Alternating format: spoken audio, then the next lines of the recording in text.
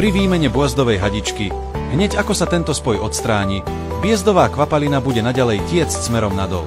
Problém sa však dá ľahko vyriešiť použitím tejto svorky na biezdovú hadicu auta. Vidíte, je to navrhnuté veľmi šikovne. Keď ho upnete na olejové potrubie, gumená zátka pod ňou pevne zablokuje rozhranie železného potrubia. Tesnenie je také dobré, že nevytečie ani kvapka oleja.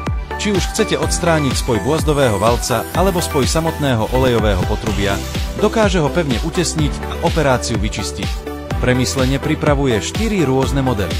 Či už ide o sedan, SUV alebo ľahké nákladné vozidlo, biezdové hadice rôznych špecifikácií je možné prispôsobiť, čo ich používanie veľmi uľahčuje. Teraz je k dispozícii táto praktická svorka na biezdovú kvapalinu, ktorá vám môže pomôcť vyriešiť veľké problémy počas údržby, ušetriť veľa nákladov na biezdovú kvapalinu. Nenechajte si to ujsť.